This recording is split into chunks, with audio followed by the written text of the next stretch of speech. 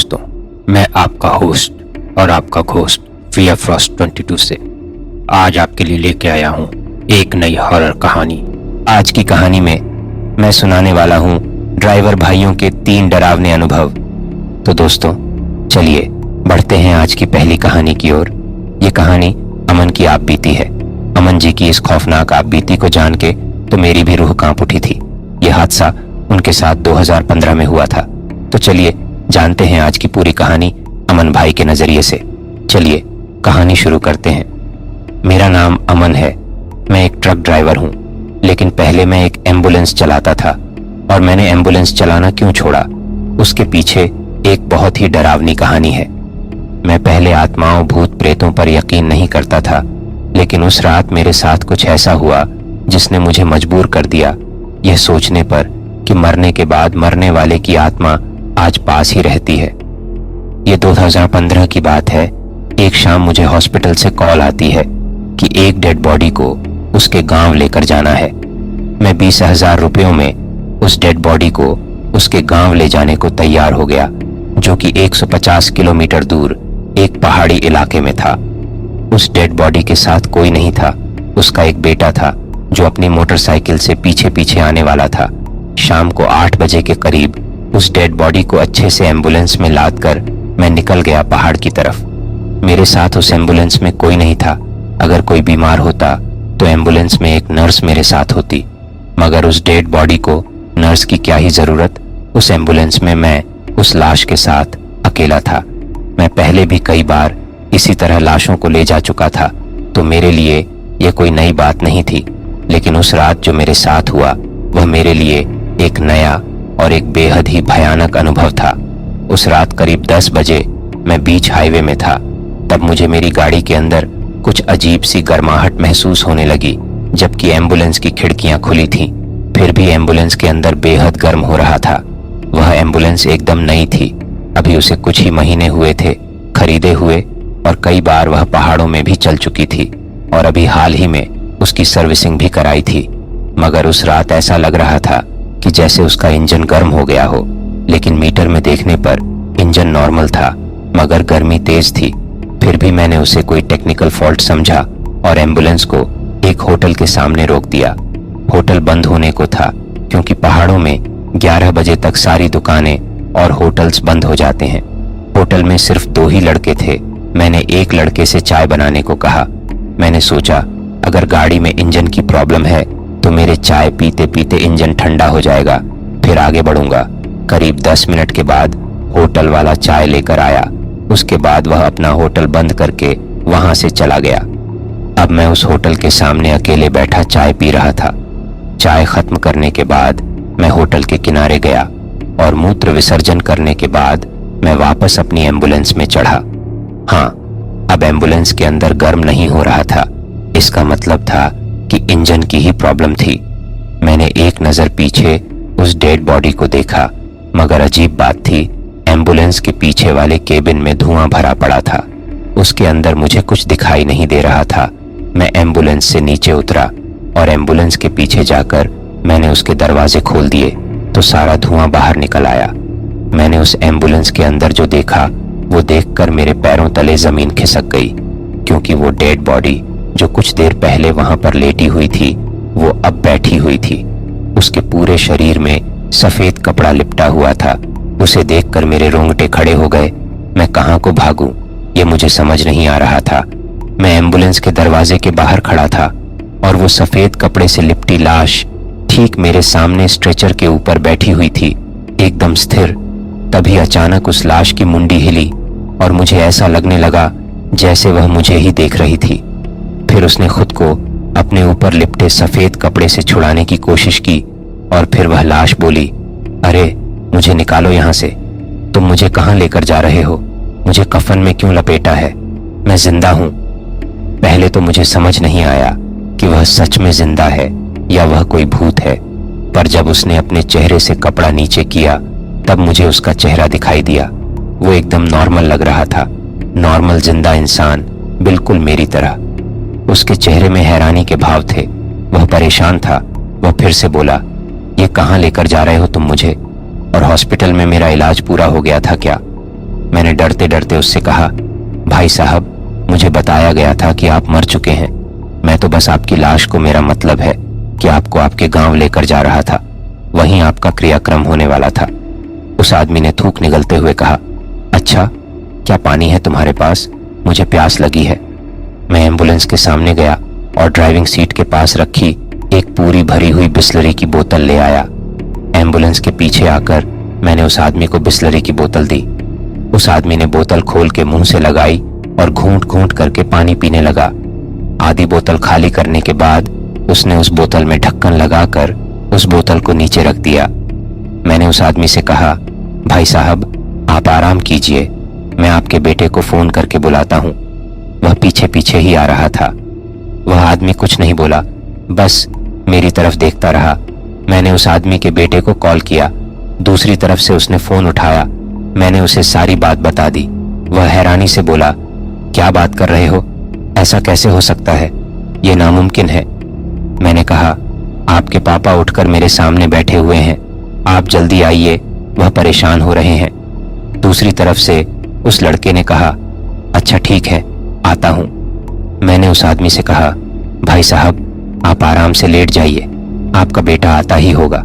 इतना कहकर मैंने उस एम्बुलेंस के दरवाजे बंद कर दिए। मैंने खिड़की से देखा, वह आदमी वापस स्ट्रेचर में लेट गया।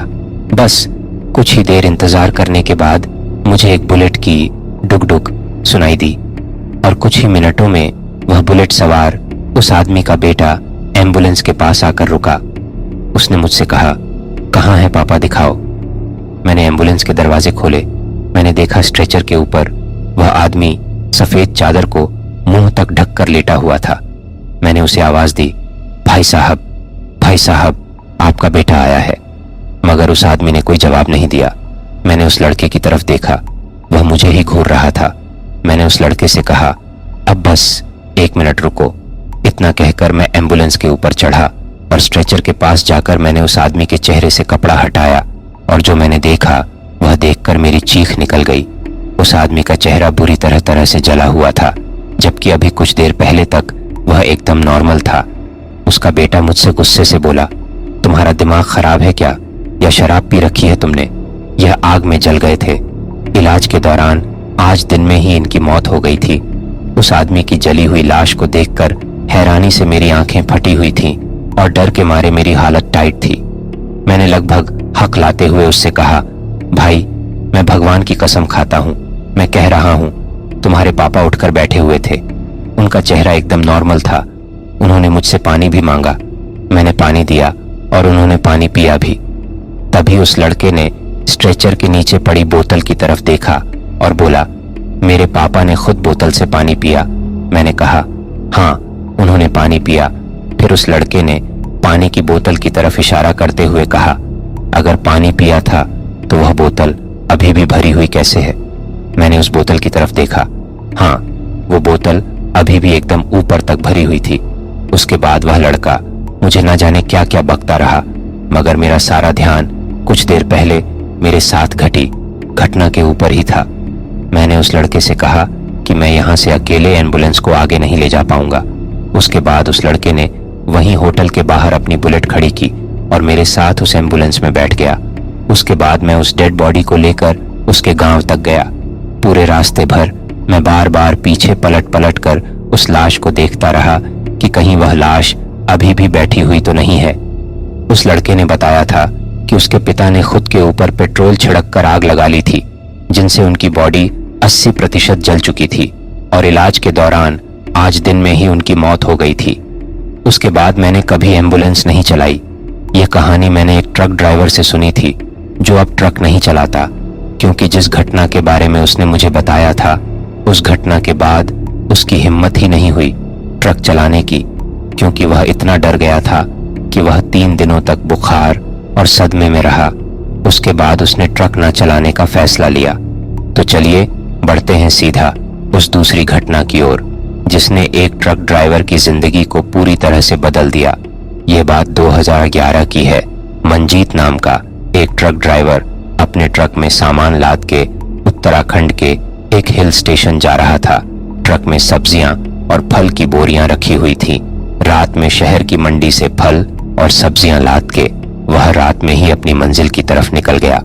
उसके साथ जुगनू नाम का एक हेल्पर था। उसकी उम्र करीब 17 साल की थी। जुगनू को एक बीमारी थी कि उसे पेशाब बहुत आती थी, इसलिए उसका ट्रक ड्राइवर मंजीत उसे सफर के दौरान पानी नहीं पीने देता था, क्योंकि फिर वह बार बार ट्रक रुकवाता था और पहाड़ों की चढ़ाई भरी सड़कों में बार बार लोडेड ट्रक को रोकना और फिर दोबारा स्टार्ट करके आगे बढ़ना बहुत मुश्किल होता है। उसी रात जब मंजीत पहाड़ों के आड़े टेढ़े घुमावदार सड़कों में अपना ट्रक दौड़ा रहा था, तभी अचानक नंदू बोला, उस्ताद बहुत जोर की लगी है, गाड़ी रोक दो ना प्लीज, मुझसे कंट्रोल नहीं हो रहा, गाड़ी में ही निकल जाएगी। मजबूरन मंजीत ने एक जंगल के पास ट्रक रोक दिया और जुगनू से कहा, चल जल्दी जा और जल्दी करके आ, और सुन पूरा खाली करके आना, अब ट्रक सीधा 50 किलोमीटर बाद ही रुकेगा। जुगनू ने एक पानी की बोतल उठाई और कहा, ठीक है उस्ताद, अभी गया और अभी आया, कहकर वो ट्रक से नीचे कूद गया। तब तक मंजीत ने अपनी सीट में बैठे बैठे ही आंखें मूंद लीं और जुगनू के वापस आने का इंतजार करने लगा। कुछ देर तक यूं ही बैठे रहने के बाद उसने आंखें खोली और घड़ी में देखा तो जुगनू को गए हुए 20 मिनट हो गए थे। मंजीत ने ट्रक की खिड़की से बाहर मुंह निकाल के जुगनू का नाम पुकारा, उसको आवाज दी, लेकिन जुगनू ने कोई जवाब नहीं दिया। उसने 2 बार जुगनू को आवाज दी और फिर जब कोई जवाब नहीं आया तो वो ट्रक से नीचे उतरकर उसे ढूंढने जंगल के थोड़ा अंदर गया। उसके पास एक टॉर्च था, उसकी रोशनी उसने चारों तरफ घुमाई, मगर दूर दूर तक जुगनू का कोई नामो निशान नहीं था। अजीब बात थी, क्योंकि जुगनू अगर शौच करने भी गया था तो इतना दूर नहीं जा सकता था कि ढूंढने पर दिखाई ही ना दे, और आवाज देने पर वह जवाब तो देता, फिर जुगनू गया तो गया कहाँ। तभी उसको दूर से आती एक चीख सुनाई दी। यह आवाज जुगनू की ही थी। मंजीत फौरन अपने ट्रक के पास गया और उसने सीट के नीचे से एक लोहे की रोड निकाली और उस तरफ भागा जिस तरफ से जुगनू की चीखने की आवाज आ रही थी। मंजीत को लगा शायद जुगनू पर किसी जानवर ने हमला कर दिया है, इसलिए वह लोहे की रोड लेकर जुगनू को बचाने के लिए उस तरफ गया, मगर जुगनू का अभी भी कहीं अता पता नहीं था। तभी मंजीत को एक झाड़ी की तरफ से कुछ सरसराहट सुनाई दी। उसने उस झाड़ी की तरफ टॉर्च की रोशनी डाली। झाड़ी हिल रही थी। मंजीत ने आवाज दी, जुगनू जुगनू, पर कोई जवाब नहीं आया, मगर तभी वह झाड़ी हिलना बंद हो गई और पूरे जंगल में सन्नाटा पसर गया। एक अजीब सा मौत का सन्नाटा। अब ना झींगुरों की किरकिर सुनाई दे रही थी, ना ही हवा चलने की आवाज। जंगल के पेड़ मानो जैसे एकदम स्थिर हो गए थे। ऐसा लग रहा था मानो जैसे उस जंगल का हर एक पेड़, हर एक पत्ता मंजीत को ही घुर रहा था। तभी उसके ऊपर कोई बहुत ही जोर से झपटा और इसी के साथ वह पीछे पलटा तो उसने देखा कि वह अभी भी ट्रक के अंदर ही अपनी सीट में बैठा हुआ था और जुगनू उसके कंधे में हाथ रख के उसे जगा रहा था। अरे उस्ताद, क्या हुआ, कोई सपना देख रहे थे क्या? चलो अब लेट नहीं हो रहा। जुगनू ने अपना मुंह पोंछा। वह पसीना पसीना हो चुका था। उसे समझ आया कि वह अब तक एक सपना देख रहा था। उसने फिर से ट्रक स्टार्ट किया और आगे बढ़ गया। फिर मंजीत ने जुगनू से कहा, तू कहाँ चला गया था? जुगनू बोला, कहीं नहीं, मैं तो कब से यहीं था, बस इंतजार कर रहा था किसी के आने का, कि कोई आए और मुझे यहां से बाहर निकाले। मंजीत को जुगनू की यह बात बहुत अजीब लगी। मंजीत ने एक नजर जुगनू की तरफ देखा और बोला, ये कैसी बहकी बहकी बात कर रहा है तू? जंगल से कुछ सूंघ के आया है क्या? जुगनू ने कोई जवाब नहीं दिया, बस अजीब ढंग से मंजीत को ही घूरता रहा। मंजीत ने जुगनू को इग्नोर किया और वापस सड़क में ध्यान देने लगा। जुगनू कभी कभी चरस भांग के नशे में ऐसी बातें, ऐसी हरकतें करता रहता था। तभी जुगनू ट्रक के अंदर कुछ ढूंढने लगा। कभी वह अपना बैग खोल के देखता, कभी मंजीत का बैग। मंजीत ने उसे टोका भी और बोला, अरे अरे, वह मेरा बैग है, उसमें तेरा कुछ नहीं, उसमें क्या देख रहा है? जुगनू ने कोई जवाब नहीं दिया। तभी जुगनू को एक थैली में कच्चा चावल दिखाई दिया। उसने एक मुट्ठी चावल निकाला और मुंह में डाल के उसे चबाने लगा। मंजीत ने जुगनू की तरफ देखा, मगर सड़क घुमावदार थी। थोड़ी थोड़ी देर में मोड़ आ रहे थे, इसलिए उसे सड़क में ही नजर रखनी पड़ रही थी। एक नजर जुगनू को यह हरकत करते देख मंजीत ने जुगनू से कहा, अबे तेरे ऊपर कोई भूत वूत तो नहीं आ गया? ये कच्चा चावल क्यों खा रहा है? जुगनू ने कोई जवाब नहीं दिया। उसने एक और मुट्ठी चावल अपने मुंह में भरा और अजीब ढंग से चबाने लगा। इस पॉइंट तक सब ठीक था, मगर अब जुगनू चावल चबाते चबाते अजीब तरह से गुर्रने की आवाज भी निकाल रहा था। मंजीत ने फिर से एक नजर जुगनू की तरफ देखा। जुगनू की आंखें लाल हो रही थीं, बिल्कुल वैसे ही जैसे बहुत नशा करने में होती हैं। पहले पहले तो मंजीत को लग रहा था कि जुगनू के ऊपर कोई बुरा साया आ गया है, क्योंकि अक्सर कई लोगों के ऊपर बुरी आत्माएं हावी हो जाती हैं, जिन्हें बाद में पूजा पाठ करके दूर किया जाता है। वैसे बात उस वक्त डरने की थी, मगर मंजीत ने हिम्मत दिखाते हुए ट्रक को चलाते रहना ही ठीक समझा। वह ट्रक को रोककर ट्रक से बाहर भाग सकता था, मगर वह जुगनू को उस हाल में नहीं छोड़ सकता था। आखिरकार वह उसका साथी था।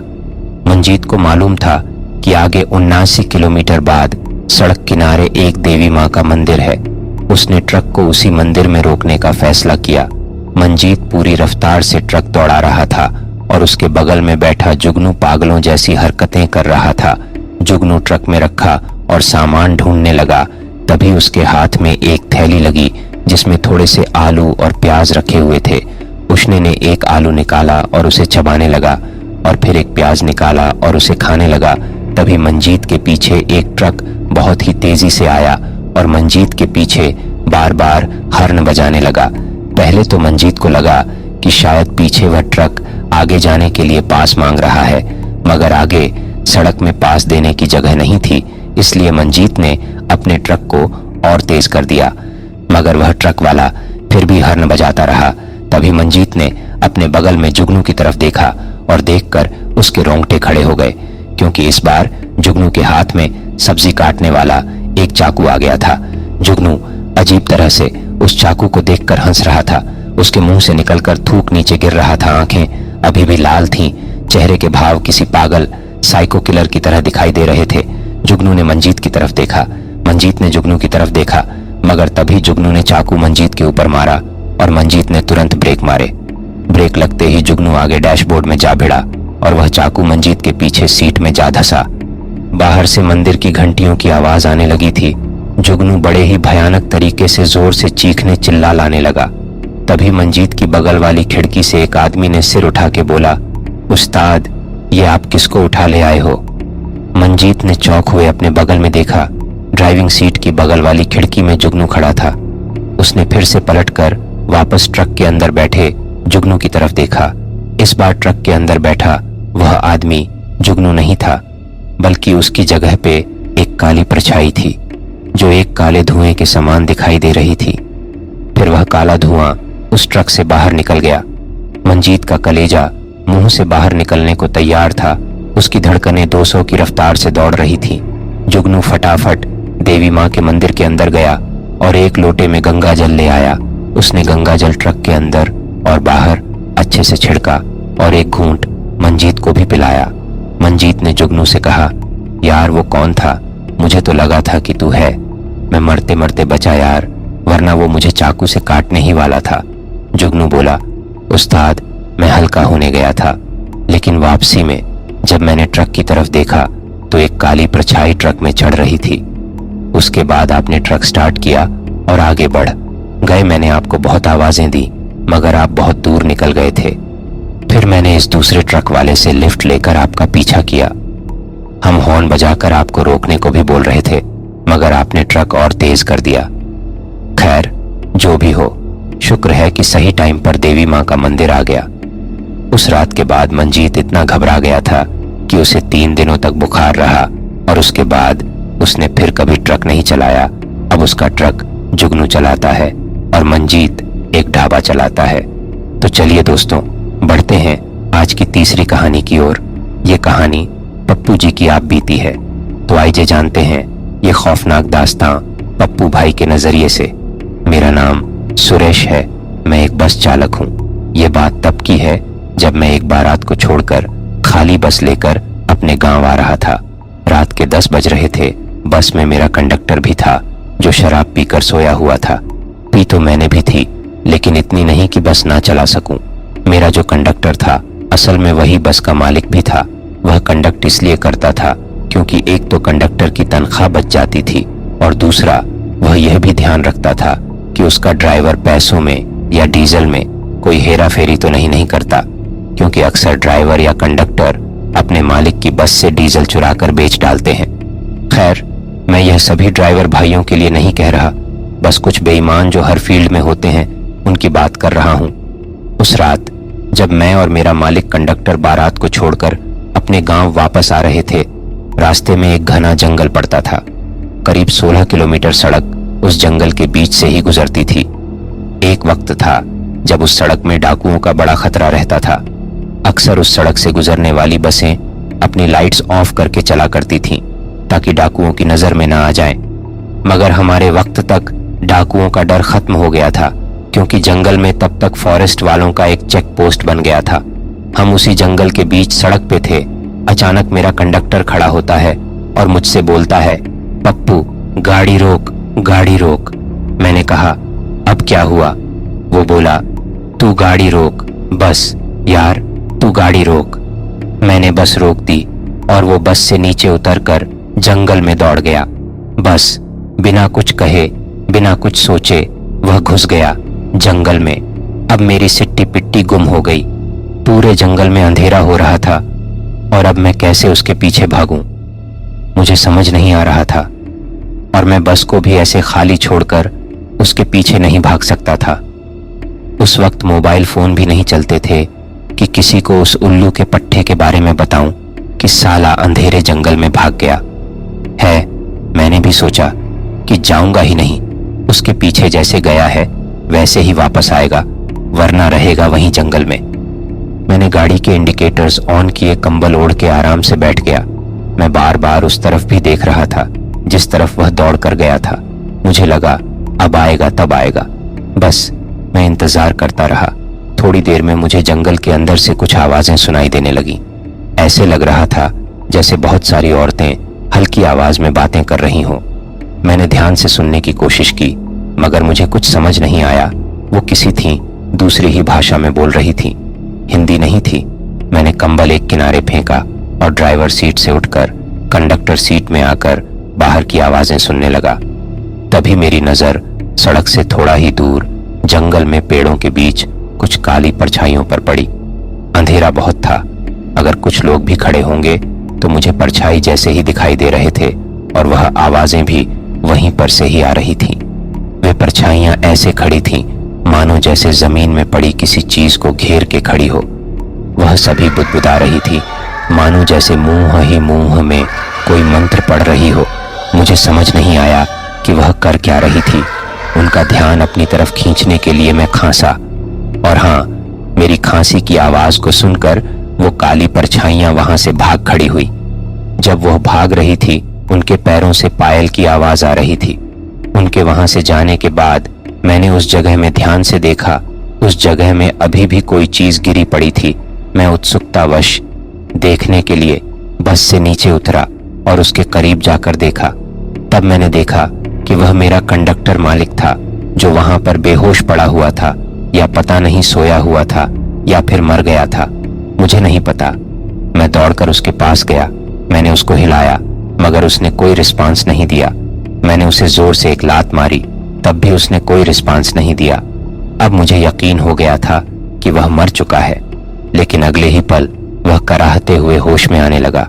मैंने कहा, मालिक साहब, मुजरा देख लिया हो तो घर चले, बहुत लेट हो चुकी है, मालकिन आपकी राह देख रही होंगी। वह बोला, हाँ, पहले मुझे उठा तो सही। मैंने उसे उठाया और सहारा देते हुए बस के अंदर लाकर उसकी सीट में बिठा दिया। वह अपने कपड़े और हाथ पैर चेक कर रहा था कि कहीं चोट तो नहीं लगी। मैंने उससे पूछा, वैसे मालिक साहब कौन थी? वह बोला, अब कौन कौन थी? मैंने कहा, वही जिनसे मिलने को बड़े बेकाबू हो रहे थे आप। सब्र नहीं हो रहा था आपसे, भागते हुए गए थे जिनके पास। वो बोला, अब कौन भागते हुए गया? मैं तो मूत के लिए उतर रहा था। उतरते वक्त मेरा पैर लड़खड़ा आया और मैं ढलान में तेजी से उतरता गया और फिर जमीन में गिर गया। मैंने मजाक के अंदाज में कहा, ओह, तो फिर तो मूत निकल गई होगी आपकी पैठ में, कुछ गीला गीला ठंडा ठंडा महसूस हो रहा है। वो बोला, हाँ, लगता है पेंट में ही हो गई। किसी को बताना मत। मैंने कहा, हाँ हाँ नहीं बताऊंगा, पर यह तो बताओ वो थी कौन? वो फिर से चिढ़ते हुए बोला, अरे कौन कौन थी भाई?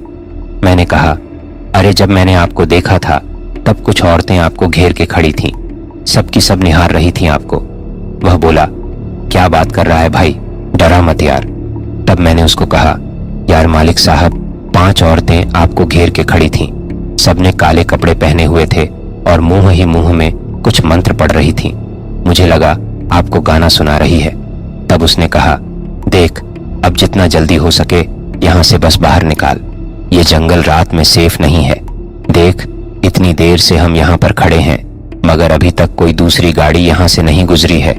मुझे पक्का यकीन है यहाँ पर भूत पिशाच का साया है। तभी मेरी नजर खिड़की से बाहर गई। मैंने एक पेड़ के पास खड़ी वही 5 औरतों की परछाई देखी और 10 लाल आंखें जो हमारी तरफ ही देख रही थीं। मैं अभी तक तो मजाक के मूड में था, लेकिन अब मुझे भी यकीन हो गया कि सामने वह 5 औरतें सच में भूत हैं। मैंने अपने मालिक को पेड़ के पास खड़ी वह 5 परछाइयों के बारे में नहीं बताया, वरना वह उनको देखकर पक्का चिल्लाता और जरूर कुछ गड़बड़ हो जाती। मैंने चुपचाप ड्राइविंग सीट में आकर बस स्टार्ट की और पूरी रफ्तार से वहां से अपनी बस भगा ली। मैं बार बार जंगल की तरफ भी देख रहा था। वह 5 काली परछाइयां अभी भी जंगल में दौड़कर हमारी बस का पीछा कर रही थी और मुंह ही मुंह में कुछ मंत्र बुदबुदा रही थी।